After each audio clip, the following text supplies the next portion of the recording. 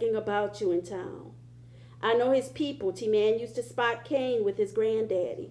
I don't want you going to college not knowing how to act around little boys.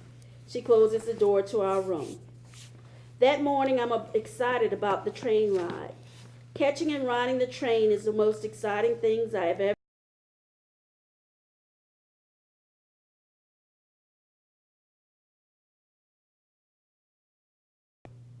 Your hair is so pretty and long. Man, look like I seen you already. Somewhere before. Where I seen you at? There's a long pause as Yankee Doodle looks at me. Yankee Doodle's voice explodes and his expression holds the familiar look of the Belle Place residents. Tut! You tut daughter! La passe blanc. Mais that's a big pitin. Tut pretty but pitin.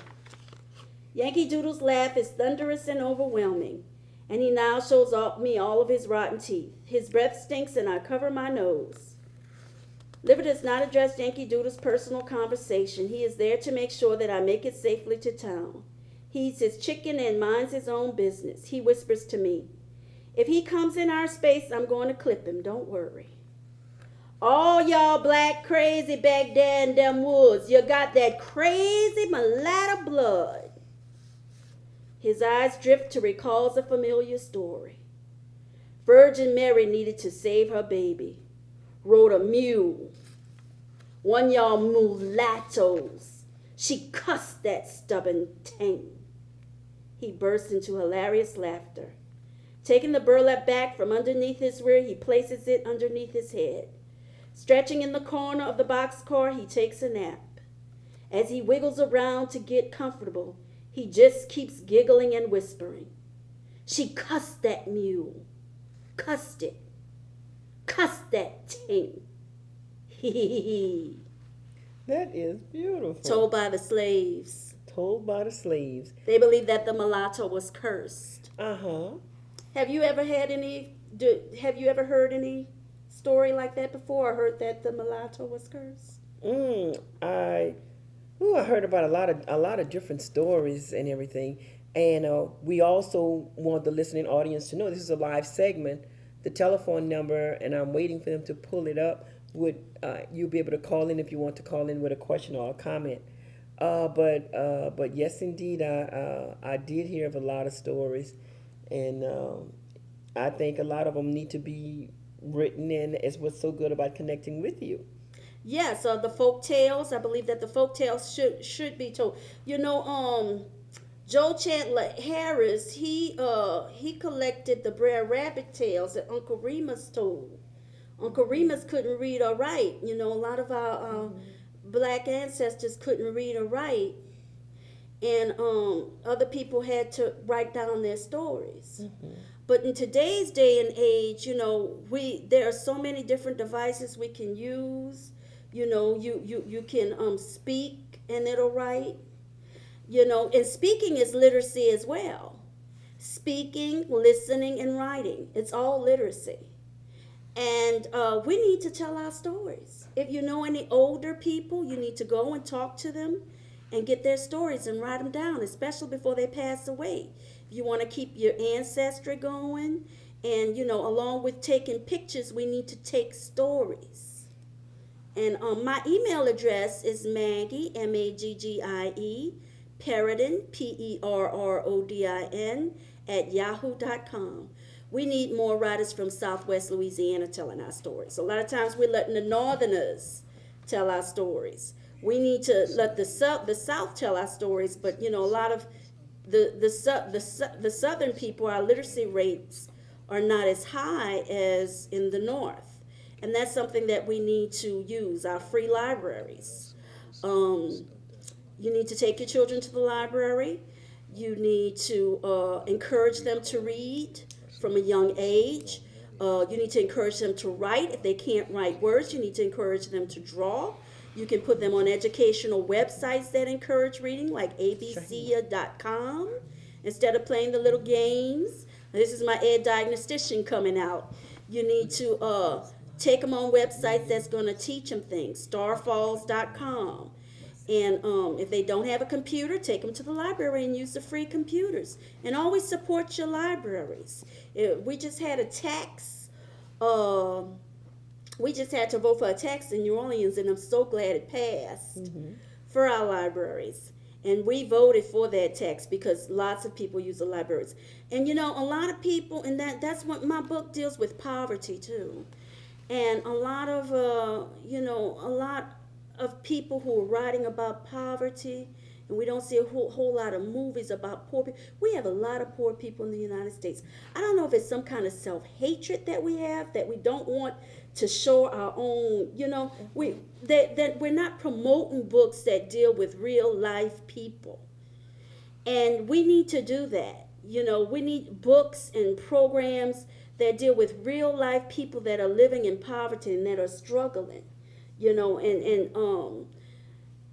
now it's getting to where to publish a book, you have to have 4 or 5 master's degree. It's very hard to get your book published by one of the big presses, unless you have, especially fiction, unless you have a whole lot of titles behind your name, or unless you're a well-known person. Yes. My book was published by a small press. Yes. Which is good. But I'm working with a few writers now, and we're trying to get some things. I'm helping them to get published using CreateSpace.com. Because like I said, I believe in promoting literacy. Yes. And I believe in working with others and helping others as well, because I've had a lot of great people to help me in my life. I had Miss Ryan from Laurelville High School, my librarian, and she always introduced me to the best books. I had the people at the the bookmobile, like I said, who came and brought me books. A lot. And one book that I write, if I continue to write books as I plan, I'm going to have a thank you to the librarians in my life. Yes. I think we should do that more, because like I said, I come from poverty. Well, I'm still poor. Working poor, but I'm working poor really. But I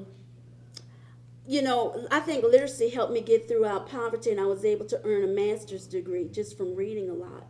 So if you want to write that book, don't let your grammar and things stop you. Because we had, I was telling you on KIEE before, we had this man that wrote Child of a Crackhead. And the first book that he wrote, it had a lot of grammatical errors, but he had a good story to tell. Yes. Child of a Crackhead. You can look it up on Amazon.com. And he went, I think he has a publishing company now. Okay. Even though, he didn't have all of the education to write the book. He wrote the book like a common man. Yes. He was a child of a crackhead. Mm-hmm. His mama was a crackhead, and he was kind of, neglected and abused. Everyday type person. And of course the big publishers wouldn't pick his story up because he didn't have all the accolades and all. But people are going and getting those books. Yes. Because they want the good stories. So, don't let your grammar stop you. Don't say I don't have enough education to write a book. Put it on tape. Or read it on tape. There are programs that you could buy, like I said, that'll put your words to print if you can afford that. But if you can't afford that, just get a recorder. Get an MP3 player with a recorder. Mm-hmm. And in the future, are you talking about also starting your own press? Yes, I'm interested in starting my press. I'm trying to get some funding. Because the kind of books that I'm looking at printing is going to be either Uncle Romer Press or Uncle Remus Press. I want to name it after someone who, like I said, who couldn't actually write or read, but they were able to tell good stories. And that's the kind of things I'm going to be looking for my press.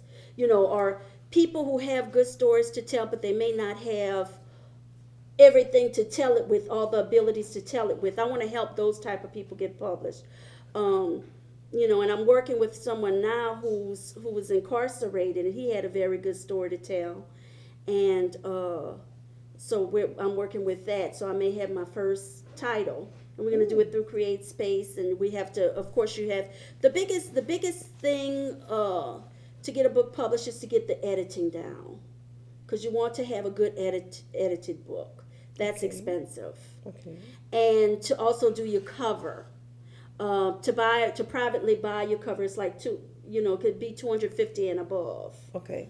Um, but CreateSpace is a free way to publish books. Now, when you say it's a free way to publish books, your book's already copyrighted. So Yes, when you have to copyright your books through the United States copyright. You have to pay for that, yes, but I don't think it's not a lot. it's not allowed. Yes. It's not a lot.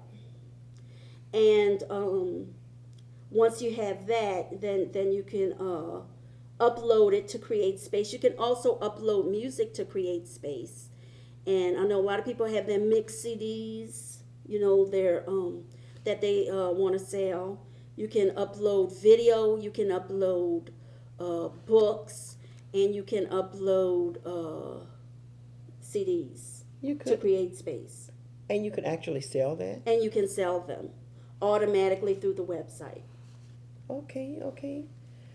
I've never heard of that before. That's why I'm asking. Yes, it's awesome. It's awesome. But like I said, my book was from a small press, and because the small press is going to pay for your cover, Okay. they're going to pay for the formatting, and putting it onto the page, Yes. and they will also pay for the editing. Yes. Yes. And I mean, like I said before, I mean, reading. I mean, it's just so beautiful to be able to read, to do the different type of interpretation. I mean, just proper English, and it just, like with my daughters or my grandchildren, I'll be telling them, say the word correctly, say the word correctly. Like this texting thing is horrible, because like what it does, it just stop you from really using the right pronunciation or the right It spelling. does. Because my daughter texts me something, and I have to ask her, well, What does that mean? what does that mean? Because like I'm not familiar. Well, even though you text it to me, then you're telling me what it means. It's still not right.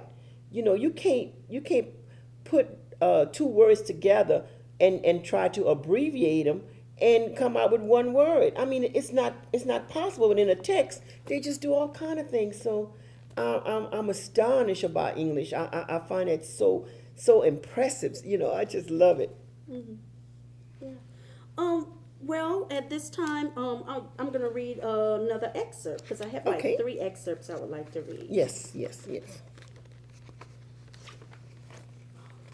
This is chapter 19, Bloodline. I'm sitting at the kitchen table with Meme. The horizon isn't empty and lonely as before. It is full like the big crabs I'm eating. It is full because my heart is full of love for my family and full of love for Rashawn. I like the feeling of being with family and friends. Who is that woman who keeps staring at me in the corner? I asked Meme. I don't recognize Mom Dot because she has shades and a scarf on her head. That's Mom Dot. Bumblebee is mad that I invited her here. She say I should have left her with her cats. She say she going to bring her hoodoo here.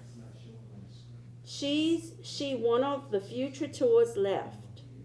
She can tell you about your dreams, and she can give you teas and advice from the dreams, Meme says. I walk over to her. Hi, my name is Celeste. I am Meme. And T-Man's granddaughter, Mom Dot interrupts. I am Mom Dot. I just see in one eye.